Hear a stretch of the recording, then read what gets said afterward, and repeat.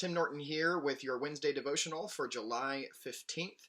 And continuing with our sermon series and theme for the summer, we are working our way through the book of Psalms.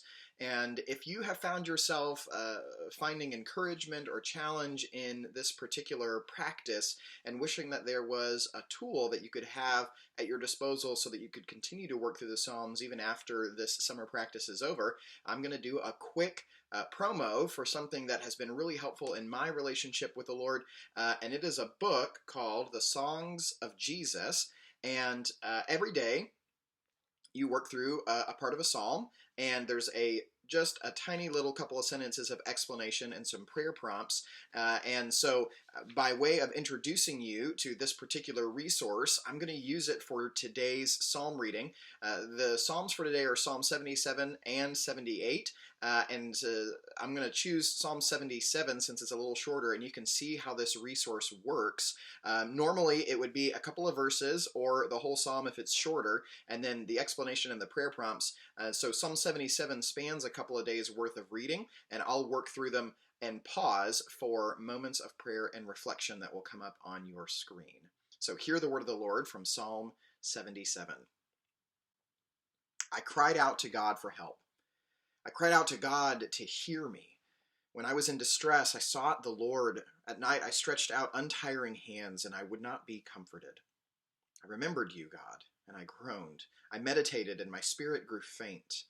You kept my eyes from closing. I was too troubled to speak. And the author of the devotional book writes, the psalmist faces some unnamed suffering and distress in verse 2. In response, he meditates in verses 3, 6, 11, and 12. And the word meditate can be translated as to muse, which is a word related to music. When we put words to music, they go right to the heart. And when we meditate, we work the truth down until its effects come into the heart as well. This is the key to handling difficulty. The psalmist is not just being stoic and gritting his teeth till the storm passes, nor is he simply venting his feelings. He redirects his thoughts and feelings toward the truth about God. His first effort, here in verses 1 through 4, doesn't seem to have helped much. So this is not the work of a moment, and learning it takes a lifetime. Let's pause for prayer.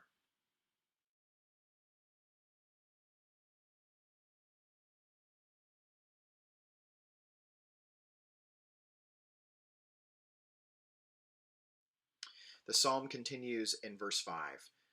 I thought about the former days, the years of long ago.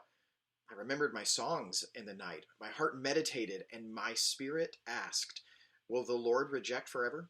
Will he never show his favor again? Has his unfailing love vanished forever? Has his promise failed for all time? Has God forgotten to be merciful? Has he in anger withheld compassion? The devotional author writes, another important phrase for meditation is found in verse 6, my spirit asked. Meditation consists in large part of asking the right questions. To meditate is to ask oneself questions about the truth, such as, what difference does this make to me? Am I taking this seriously? If I forget this, how will it affect me? Have I forgotten it? Am I living in light of this? The psalmist's questions about unfailing love begin to suggest their own answers in verse 8. While we count every minute of sorrow as an eon, God's mercies remain new every morning that we wake up breathing. He will not forget us or fail us. And though we may cry to him and tell him of our feelings of abandonment, he will never leave us. Let's pause for prayer.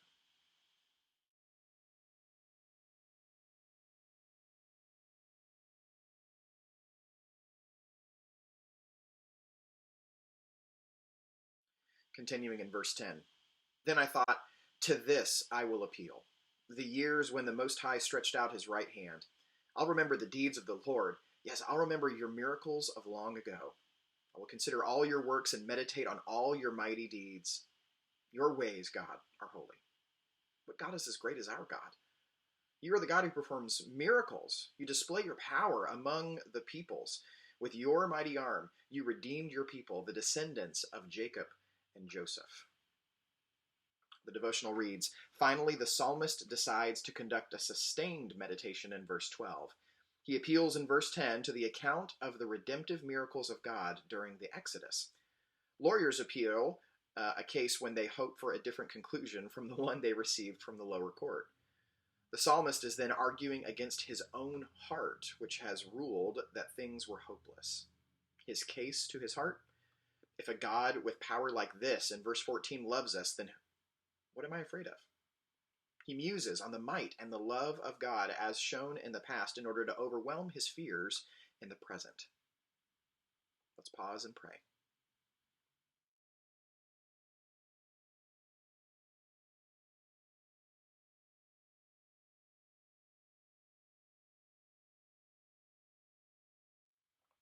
The psalm concludes, "The waters saw you, God. The waters saw you and writhed. The very depths were convulsed. The clouds poured down water. The heavens resounded with thunder. Your arrows flashed back and forth. Your thunder was heard in the whirlwind. Your lightning lit up the world. The earth trembled and quaked. Your path led through the sea, your way through the mighty waters, though your footprints were not seen. You led your people like a flock by the hand of Moses and Aaron." Verses 13 to 20, the devotional reads, are an example of a successful meditation in which the psalmist preaches to his own heart about God's grace revealed in the Exodus. The result is that his heart believes afresh and he can face his problems. Christians have a far better way to assure ourselves that God will never abandon or leave us. Jesus accomplished the greatest exodus of all, liberating us not just from social or political bondage, but from sin and death itself. Also, his death on the cross is a model for how God often works his gracious purposes out through what looks like a defeat. When we meditate on that, we'll have a resource for facing anything at all. Let's pause and pray.